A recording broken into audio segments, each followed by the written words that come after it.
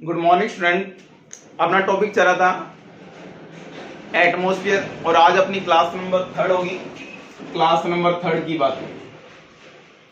Topic चल रहा था एटमॉस्फेयर और एटमॉस्फेयर में अपने कर चुके थे कंपोजिशन ऑफ एटमॉस्फेयर यानी वायुमंडल का संगठन, जिसमें अपनों ने 3 पार्ट पढ़े।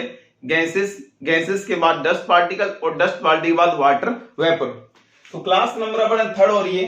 इस 3 में अपने पढ़ेंगे structure of atmosphere. Structure of atmosphere, वायुमंडल की संरचना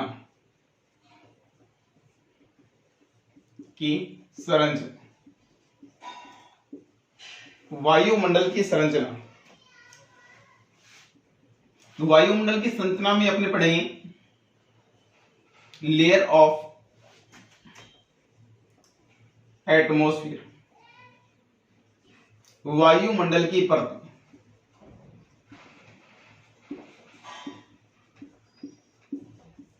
वायुमंडल की परतों में जो परत आई सबसे पहले आएगा ट्रोपोस्फियर।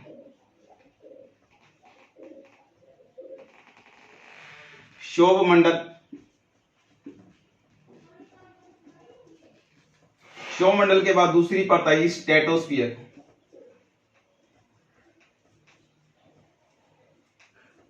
समताप मंडल, तीसरी परत आई मेजोस्फियर, मध्य मंडल,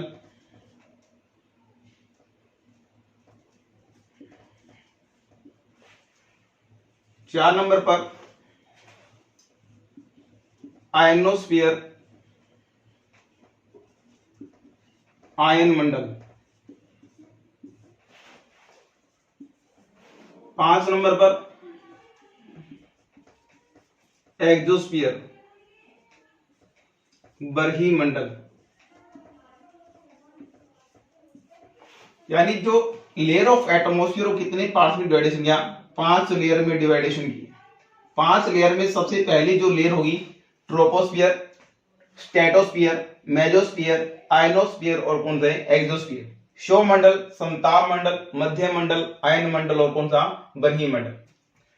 अब एक एक परत को उठाएंगे और उस परत का पूरा पूरा आपने डिस्क्राइब करेंगे। ट्रोपोस्फियर क्या चीज है, स्ट्रेटोस्फियर क्या चीज है, मेजोस्फियर क्या है और आयनोस्फियर क्या है, उसके बाद एक्सोस्फियर क्या है। तो बच्चों स्क्रीनशॉट लीजिए, फिर नेक्स्ट आगे बढ़ते हैं।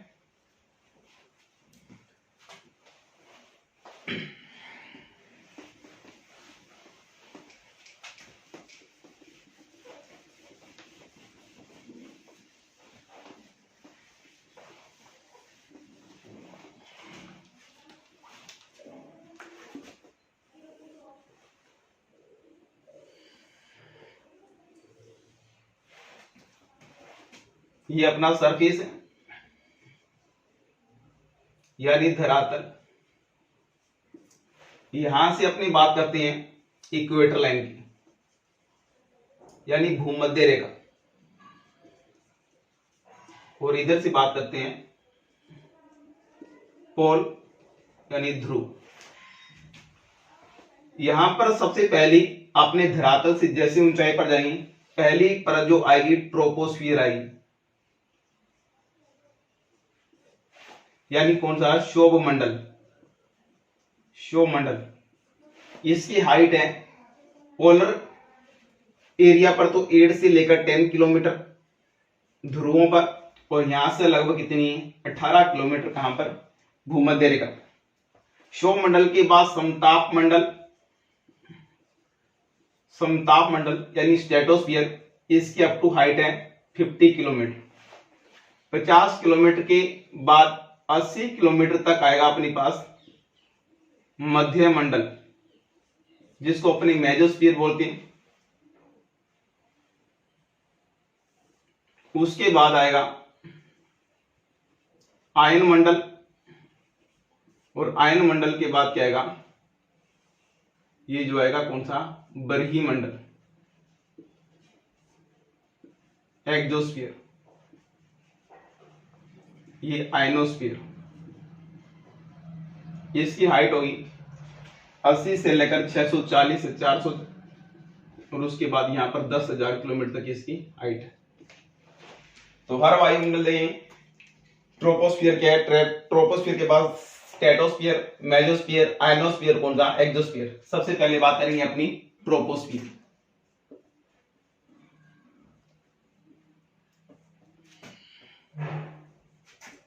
शोभमंडल, शोभमंडल देखो ये धरातल के पास है, तो सबसे इन परतों के अंदर 5 परतों में सबसे लोएस्ट जो परत है कौन सी है, शोभमंडल। तो लिख देते हैं अपने लोएस्ट लेयर ऑफ एटमॉस्फेयर, यह है वायुमंडल की सबसे निचली परत, निचली परत है, यानी सबसे जो लोएस्ट लेयर है वो कौन सी है, ट्रोपोस्फियर, सबसे निचली परत है। अब ट्रोपो का मीन यहां होता है टू चेंज,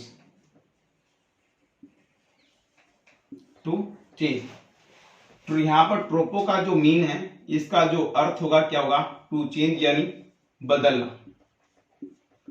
तो बदलना, क्या बदलना, एटमॉस्फेयर की क्या जो वेदरिंग कंडीशन है उसका चेंज होना, तो इसका मतलब है ट्रोपो। इन दिस लेयर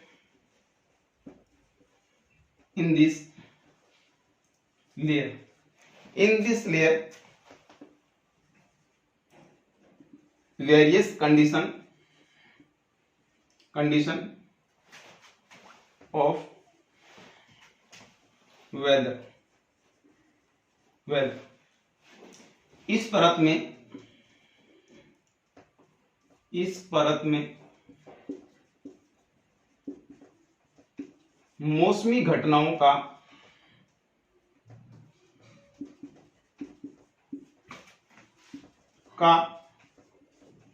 परिवर्तन पाया जाता है,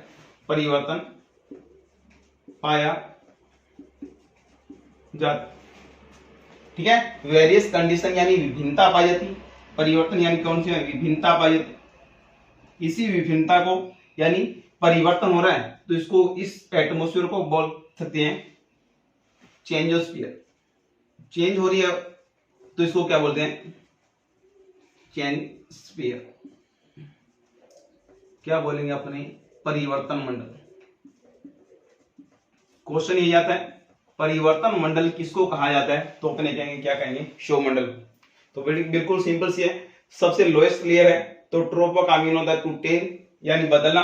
इन this layer various condition of weather यानी मौसम में क्या पाया जाता है, परिवर्तन यानी विभिन्नता पाई जाती है, इसलिए इस चेंज के कारण इसको क्या कहता है, चेंजस्फीयर यानी परिवर्तन मंडल कहा जाता है। तो इसका स्क्रीनशॉट लीजिए।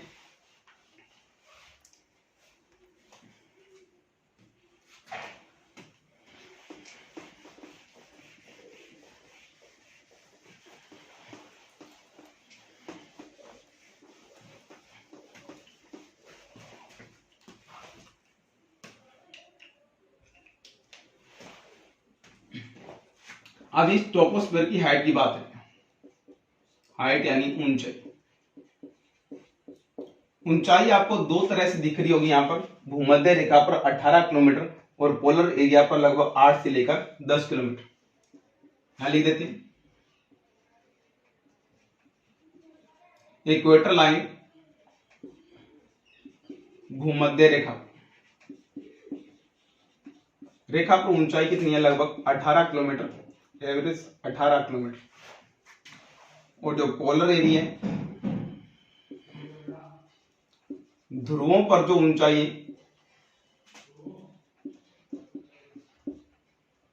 वो है 8 से लेकर 10 किलोमीटर, 8 से लेकर 10 किलोमीटर। अब आपके दिमाग में आ रहा होगा सर कि ध्रुवों पर ऊंचाई 8 से लेकर 10 किलोमीटर क्यों है, और यहां पर जो इक्वेटर लाइन है भूमध्य रेखा पर हाइट 18 किलोमीटर क्यों। तो इसको समझने के लिए देखिए, ये अपने क्या है, सरफेस, सरफेस भी कौन सी, इक्वेटर लाइन वाली, इक्वेटर लाइन। भूमध्य रेखा, भूमध्य रेखा। अब मध्य रेखा पर क्या होता है, यानी टेम्परेचर क्या रहता है, ज्यादा टेम्परेचर है, तो ये सारी क्या है, एयर। ये क्या है, एयर। एयर जब क्या होगा, सनशाइन होगा, सनशाइन होगा तो सन रेडिएशन यहां पर क्या होगी, इंसिडेंट होगी। सन रेडिएशन जैसे इंसिडेंट होगी तो एयर क्या होगी, एयर का टेम्परेचर क्या होगा, इंक्रीज होगा।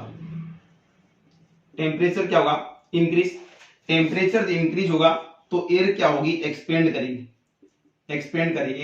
एयर क्या होगी, एक्सपेंड,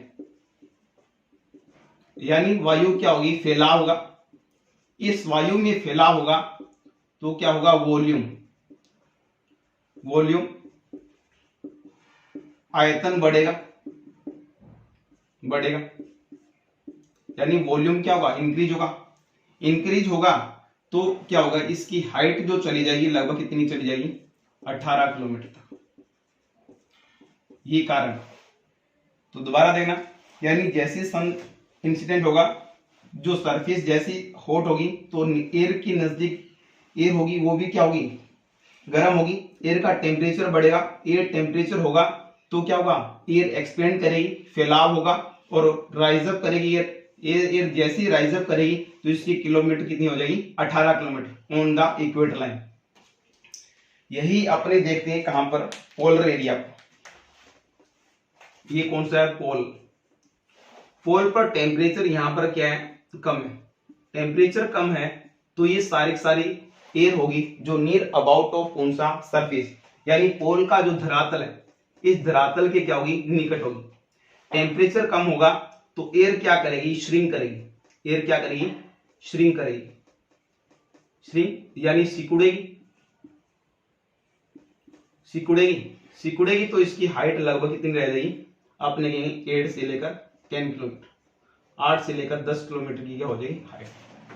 तो यहां पर अपने को पता लगा भी इक्वेटर लाइन पर 18 किलोमीटर हाइट है और पोलर एरिया पर 8 से लेकर 10। क्यों, क्योंकि इक्वेटर लाइन पर टेम्परेचर ज्यादा है, टेम्परेचर ज्यादा होगा तो एयर क्या होगी, हॉट होगी। एयर हॉट होगी तो टेम्परेचर इंक्रीज हुआ, इसके कारण हॉट हुई, एयर एक्सपेंड हुई तो वॉल्यूम बढ़ा, आयतन बढ़ा, आयतन बढ़ा तो 8 से 18 किलोमीटर।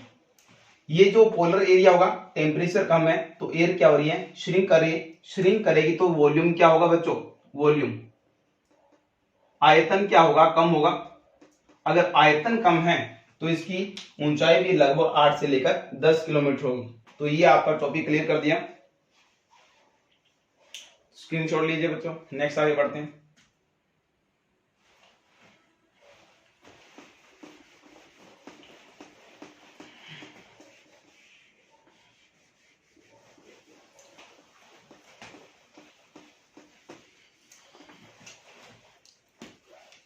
हाइट के बाद अपने चले आगे, थर्मल लैप्स रेट की बात कर ले। Thermal lapse rate, thermal lapse rate, ताप ह्रास दर। ताप ह्रास दर किसे कहा जाता है, थर्मल लैप्स रेट। देखो, according to height,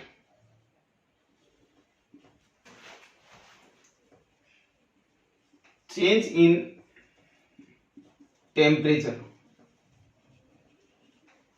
according to height change in temperature called thermal lapse rate,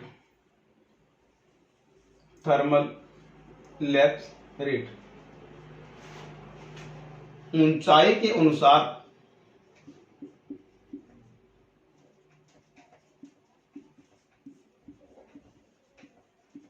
तापमान में परिवर्तन को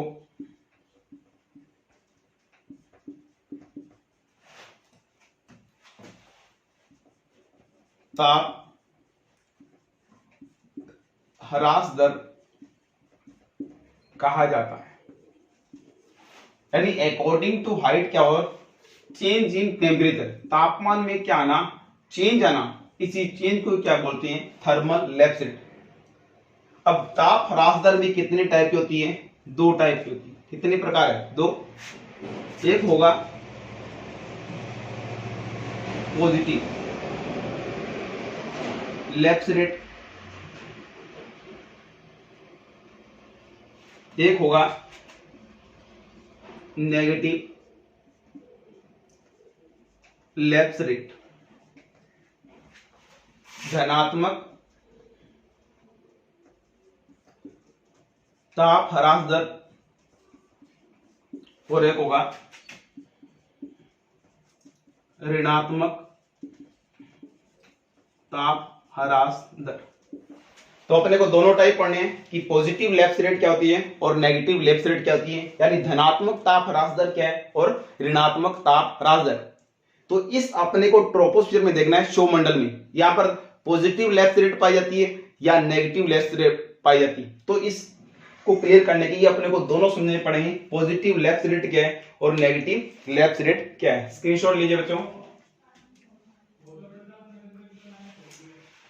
और सबसे पहले बात करते हैं अपनी जो कौन सा पॉजिटिव लैप्स रेट, धनात्मक ताप ह्रास दर।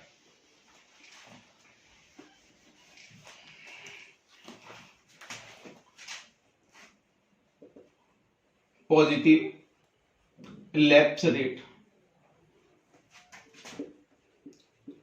धनात्मक ताप ह्रास दर। धनात्मक ताप ह्रास दर किसे कहते हैं? According to height, according to height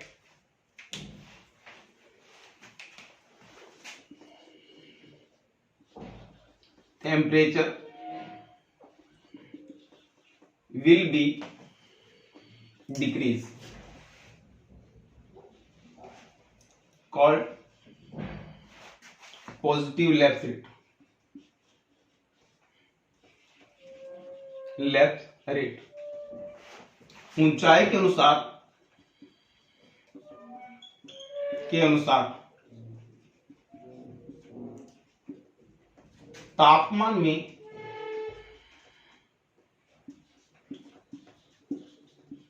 गिरावट आना ही धनात्मक ह्रास दर कहलाता है।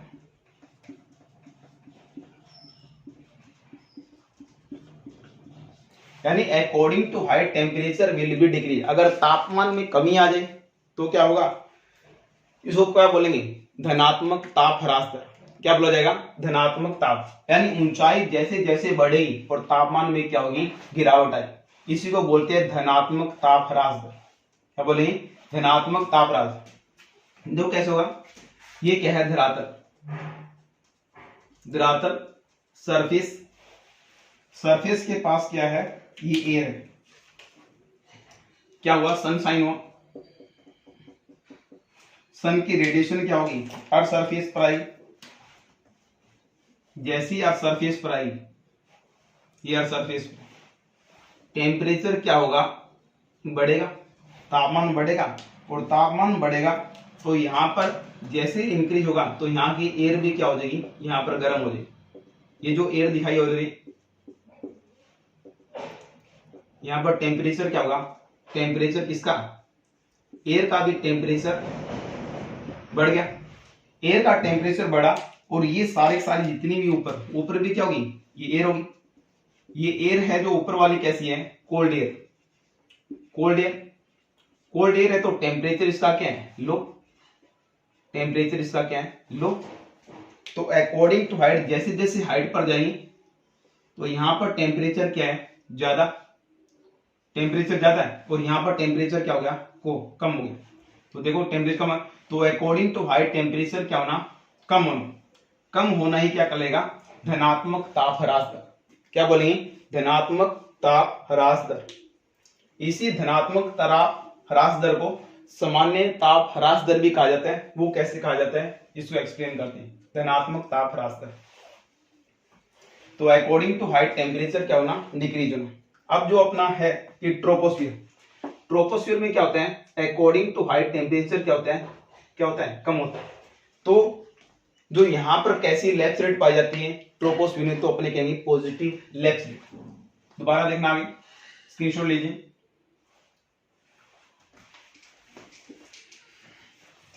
इसी धनात्मक ताप ह्रास दर को क्या बोलते हैं, अपनी सामान्य ताप ह्रास दर बोलते हैं। क्या बोलते हैं? सामान्य ताप ह्रास दर। इसका जो दूसरा नाम है इसको बोलते हैं सामान्य ताप ह्रास दर।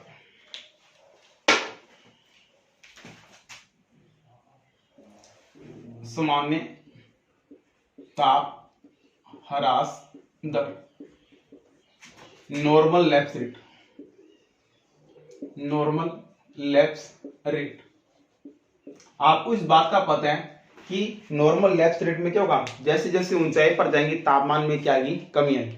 और तापमान में कितनी कमी आएगी, यानी 165 मीटर पर अगर तापमान, अगर क्या होगा, अगर 165 मीटर पर तापमान, अगर 165 मीटर की हाइट बढ़ी, टेम्परेचर क्या होगा, 1 डिग्री सेंटीग्रेड क्या होगा, डिक्लाइन होगा। तो इसको क्या बोला जाएगा, सामान्य ताप ह्रास दर, यानी according to height temperature decrease 165 metre at decrease of 1 degree centigrade called normal lapse rate. ऊंचाई के अनुसार 165 मीटर पर क्या होना, 8 डिग्री सेंटीग्रेड तापमान में कमी आना ही क्या कहलाता है, सामान्य ताप ह्रास दर, जिसको अपने नॉर्मल लैप्स रेट बोलते हैं। यह बात करें 1 किलोमीटर पर ये टेम्परेचर कितना हो जाए, 6.5 डिग्री सेंटीग्रेड क्या हो जाए, डिक्लाइन हो जाए। इसे भी क्या बोला जाएगा, द नॉर्मल लैप्स रेट, सामान्य ताप ह्रास। लिख देते हैं इसको, at 165 metre height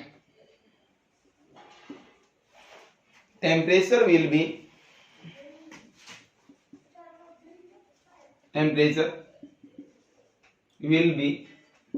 1 degree centigrade decrease at 165 metre height temperature will be 1 degree centigrade decrease called normal lapse rate. 165 metre की ऊंचाई पर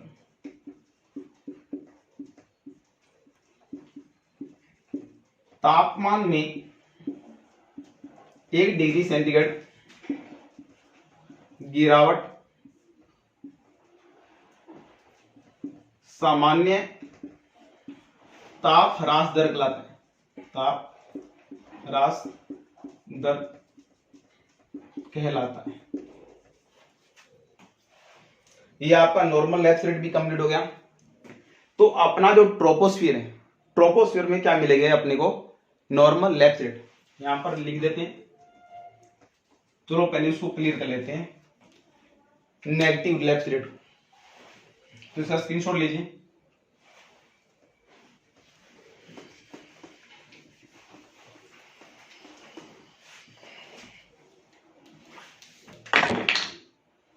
जो इसमें है नेगेटिव लैप्स रेट,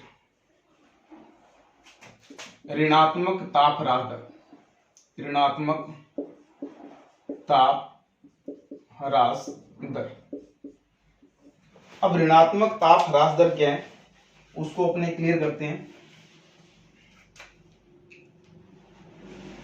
देखो जस्ट उसका क्या होगा, अपोजिट होगा, जस्ट उसका क्या है, उल्टा। यानी वहां पर अकॉर्डिंग टू हाई टेम्परेचर क्या हो रहा था, डिक्रीज हो रहा था, कम हो रहा था, और यहां पर क्या हो जाएगा, इंक्रीज हो जाएगा, तो इसको बोलेंगे ऋणात्मक। देखो यहां पर लग तो रहा है, यहां पर तो ये बात ध्यान रखनी है, पॉजिटिव होगा उसमें नेगेटिव होगा, और जो नेगेटिव होगा उसमें क्या होगा, पॉजिटिव होगा, ये वाली ध्यान देनी। तो जो नेगेटिव लैप्स रेट होगी इसकी डेफिनेशन क्या होगी, अकॉर्डिंग टू हाइट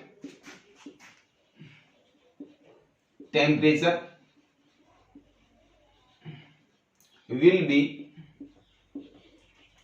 इंक्रीज। यहां पर इंक्रीज हो रहा है तो ध्यान रखना है, temperature will be increase called negative lapse rate, negative lapse rate. ऊंचाई के अनुसार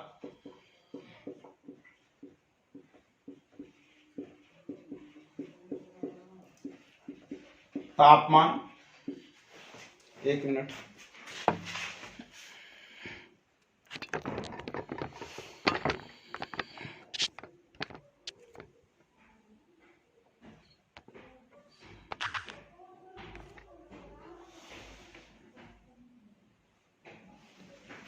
ऊंचाई के अनुसार तापमान बढ़ना ही ऋणात्मक ताप ह्रास दर कहलाता है। यानी यहां पर तापमान क्या हो रहा है, बढ़ रहा है, तापमान क्या है, बढ़ रहा है, तो इसी को क्या बोला जाता है, inversion of temperature, inversion of temperature, यानी इसी को बोलते हैं अपने तापीय विलोमता। तो ये टर्म आ जाती है तापीय विलोमता, क्या चीज है, तो अपने बताएंगे, यानी ऊंचाई के अनुसार तापमान बढ़ना। अब सर ऐसा कैसे हो गया, देखो ये क्या है, सरफेस, यानी धरातल। अब धरातल के पास क्या है, ये वाला, ये कंडीशन है बच्चों विंटर सीजन की, क्या हो गया, विंटर सीजन। अब विंटर सीजन होगा, विंटर सीजन होगा तो टेम्परेचर क्या होगा, कम।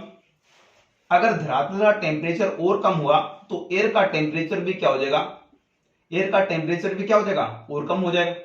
तो धरातल के पास वाली जितनी भी एयर है इसका टेम्परेचर क्या हो जाएगा, कम हो जाएगा। क्यों, क्योंकि सरफेस के टच में आ रहा है। लेकिन ऊपर वाली जो लेयर है, ऊपर वाले में यहां पर क्या होगा, अभी टेम्परेचर इतना डिक्रीज नहीं हुआ। क्यों नहीं हुआ, क्योंकि ये धरातल से ऊपर है, जो टच में आई वो तो क्या हो गया, टेम्परेचर उसका क्या होगा, कम हो गया।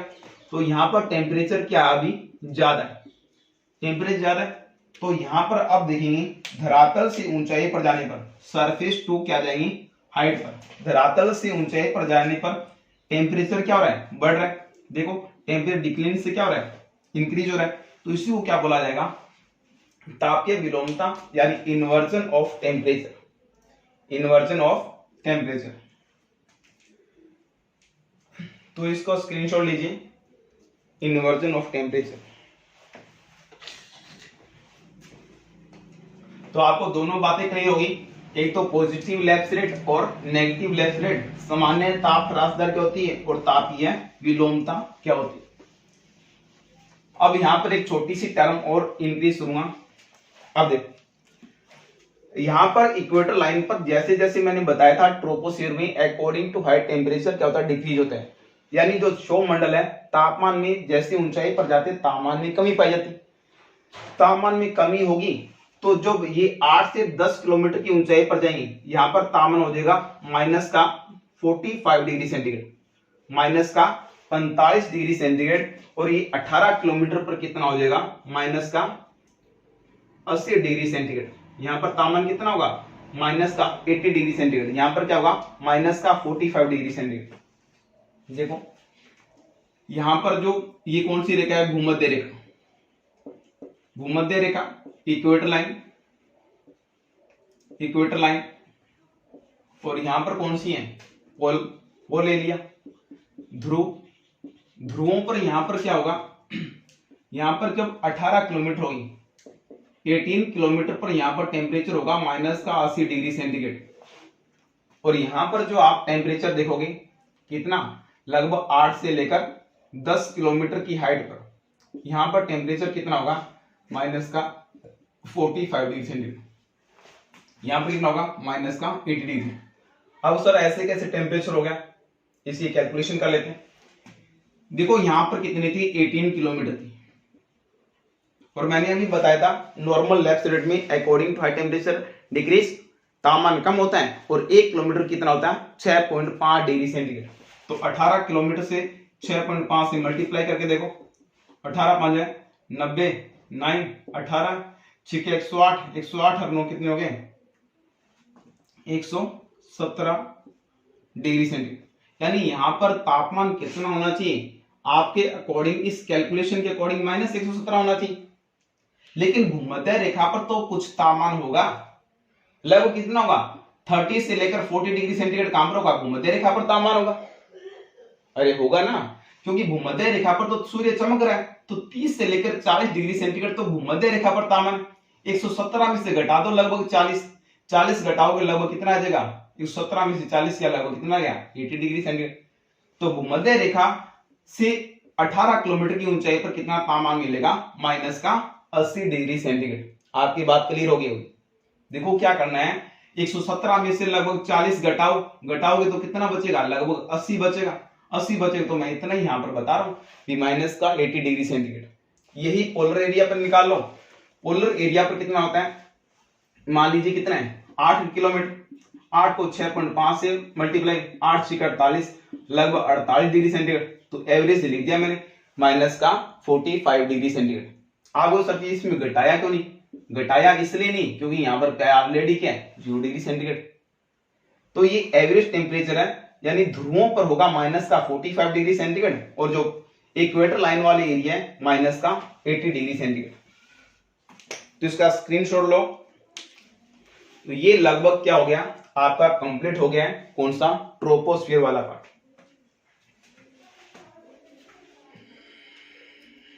यहां पर लिख देते हैं बात।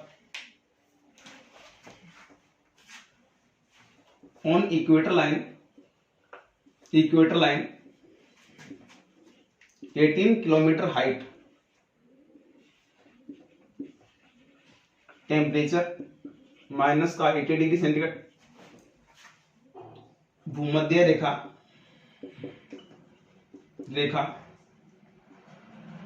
पर से 18 किलोमीटर की ऊंचाई पर जो तापमान होगा कौन सा होगा? माइनस का 80 degree centigrade. On polar region 8 to 10 kilometre height, temperature कितना होगा? माइनस का 45 डिग्री सेंटीग्रेड। ध्रुवों पर से 8 से 10 किलोमीटर की ऊंचाई पर तापमान कितना होगा? माइनस का 45 डिग्री सेंटीग्रेड। तो इसका आप स्क्रीनशॉट लीजिए।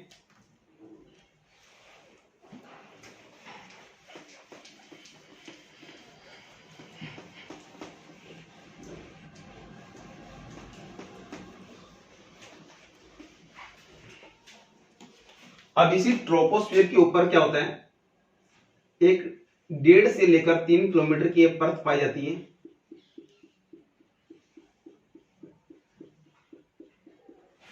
इसको क्या बोलते हैं? ट्रोपोपास। क्या बोलते हैं? ट्रोपोपास। इसी को बोला जाता है, क्या बोला जाता है? ट्रोपोपास। देखो एक टर्म और सीखो पहले। देखो बच्चों क्या है? आइस वाटर के बाद देखिए अपने आइस हो गया, वाटर हो गया, वाटर के बाद वाटर वेपर। थोड़ा सा नीचे लिख। आइस, वाटर और वाटर वेपर।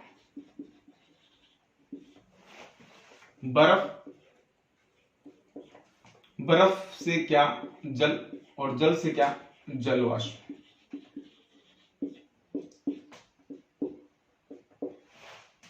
अगर आइस का क्या किया जाए? अगर टेम्परेचर क्या हो जाए? बढ़ाया जाए। अगर टेम्परेचर बढ़ाएंगे तो आइस कन्वर्ट किस में हो जाएगी? वाटर के अंदर। जब जल का तापमान और बढ़ाया जाए, जल का तापमान क्या हो जाए? अगर और बढ़ाया जाए, तापमान और इंक्रीज करें तो वाटर कन्वर्ट हो जाएगा वाटर वेपर। आपको सर जी ये बात तो हमें पता है तो अभी अपनी बात कर ही लेते। वाटर से वाटर वेपर में कन्वर्ट होना, इसको क्या बोलते हैं? वेपराइजेशन।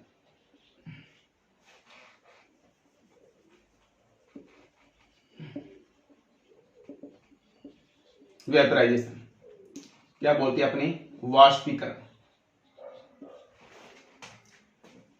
जब वाटर वेपर से क्या किया जाए? अगर जल में कन्वर्ट करना है तो इसमें टेम्परेचर क्या करना पड़ेगा अपने को, डिक्लाइन करना पड़ेगा, तापमान में क्या करना पड़ेगा, कम करना पड़ेगा। इसी प्रोसेस को क्या बोलते हैं, कंडेंसेशन, यानी क्या बोलती है, संघनन।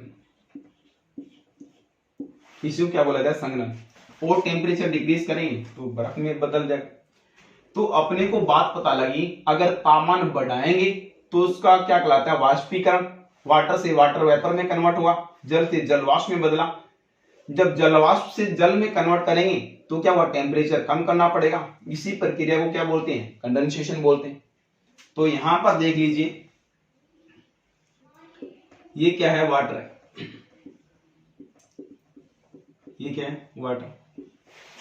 सनराइज हुआ, सनराइज और सन की रेडिएशन यहां भी इंसिडेंट होगी और यहां पर भी क्या होगी, इंसिडेंट होगी। सरफेस का टेम्परेचर बढ़ेगा, यानी वाटर सरफेस का टेम्परेचर बढ़ेगा, तापमान बढ़ेगा, तो वाटर जो कन्वर्ट होगा, ये जो वाटर है, वाटर कन्वर्ट किस में होगा, वाटर वेपर में, यानी जो जल है किस में कन्वर्ट होगा, जलवाष्प में कन्वर्ट होगा। जैसे जलवाष्प में कन्वर्ट होगा तो ये सारा सारा कहां चला जाएगा, ये वाटर वेपर कहां चली जाएगी, ऊपर चली जाएगी। ये कहां चलेगी, ऊपर चलेगी।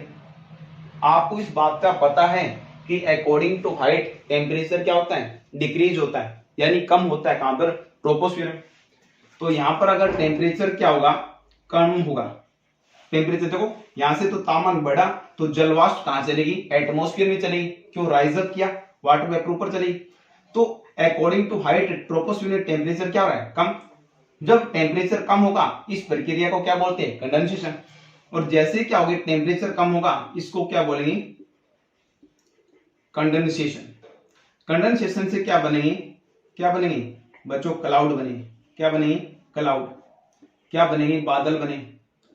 और बादलों से क्या होगी, वर्षा होगी। क्या होगी बच्चों, वर्षा होगी। तो आपने ये देखा, क्या देखा कि संघनन के लिए क्या जरूरी है, तापमान का कम होना। और तापमान कम कहां हो रहा है, ट्रोपोस्फीयर में। तो संघनन की जो प्रक्रिया कहां डेवलप होगी, क्षोभ मंडल में होगी।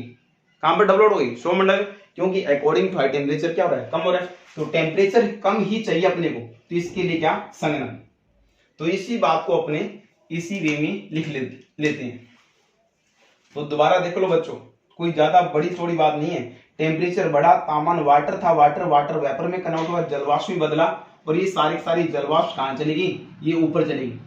ऊपर चलेगी तो यहाँ पर तापमान क्या होगा, अकॉर्डिंग टू हाइट, ऊंचाई के अनुसार तापमान में कमी आई। तापमान में कमी आई, तापमान में कमी आने के कहलाता है कंडेंसेशन, संघनन होगा। संघनन की प्रक्रिया से क्या बनते हैं, बादल बनते हैं। और बादलों से क्या होगी, वर्षा होगी। तो अपने कह सकते हैं कंडेंसेशन डेवलप्ड इन ट्रोपोस्फियर। ये एक्टिविटी कहां डेवलप होगी, सिर्फ कहां पर होगी, ट्रोपोस्फियर में होगी। तो लिख लेते हैं इसको।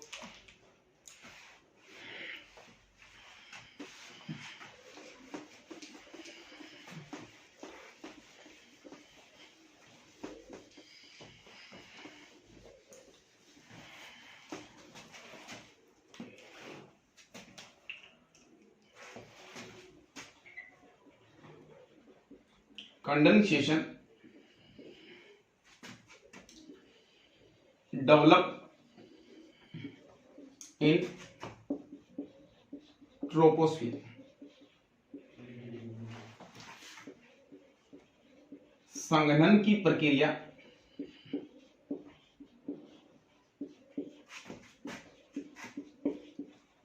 क्षोभ मंडल में निर्मित होती। कहां निर्मित होगी, क्षोभ मंडल में कहां होती है निर्मित। कौन सी प्रोसेस, कंडेंसेशन। कंडेंसेशन के बाद अपने लास्ट बात करते हैं ट्रोपोपाज की। ट्रोपोपाज, क्षोभ सीमा, क्षोभ सीमा के पहले तो सीधी सी बात है, लास्ट बाउंड्री ऑफ ट्रोपोस्फियर, यह है क्षोभ मंडल की अंतिम सीमा। देखिए ये ट्रोपोस्फियर है, ट्रोपोस्फियर की लास्ट जो है इसको क्या बोलते हैं, लास्ट बाउंड्री ऑफ ट्रोपोस्फियर, सौर मंडल की क्या है, अंतिम सीमा। This layer indicate, this layer indicate, ये इंडिकेट क्या करती है, यहां पर लेते हैं लास्ट लिमिट ऑफ कंडेंसेशन। ये क्या प्रदर्शित करती है कि लास्ट लिमिट ऑफ कंडेंसेशन, यानी इस परत के बाद कंडेंसेशन नहीं होगा, इस परत के बाद संघनन नहीं होगा। संघनन नहीं होगा, क्यों नहीं होगा, क्योंकि ऊपर तापमान बढ़ता है।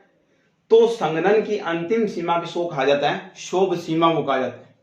हाँ क्या है, शोभ। तो यह लेयर, यह परत संघनन की अंतिम सीमा को प्रदर्शित करती। संघनन की अंतिम सीमा कौन सी होगी, ट्रोपोपॉज होगी, जो किससे बड़ा है, ट्रोपोस्फियर का। इसकी कितना 1 to कौन सा 5 किलोमीटर, 1 से 5 किलोमीटर इसकी क्या होती है, मोटाई, यानी जो थिकनेस होती है वो लगभग कितनी होती है, 1 से लेकर 1.5 किलोमीटर। तो बच्चों आपका ट्रोपोस्फियर बिल्कुल क्या हो गया, कंप्लीट हो गया। तो मैंने सारा जितना हो सकता था इसके अंदर सारा कुछ बता दिया। कंडेंसेशन यहाँ होगा, रेनफॉल यहाँ होगी, सारी वेदर कंडीशन है, जो मौसमी घटनाएं वो सारी किस में होगी, ट्रोपोस्फियर में होगी। तो क्यों इसकी हाइट है, क्यों इसकी हाइट कम क्यों है, यहाँ पर माइनस का 45 डिग्री टेम्परेचर क्यों है, और यहाँ पर क्या है, नॉर्मल एक्स, बहुत कुछ इसमें क्या कर लिया आप लोगों ने, क्लियर कर लिया यहाँ पर ट्रोपोस्फियर में। तो स्क्रीनशॉट लीजिए।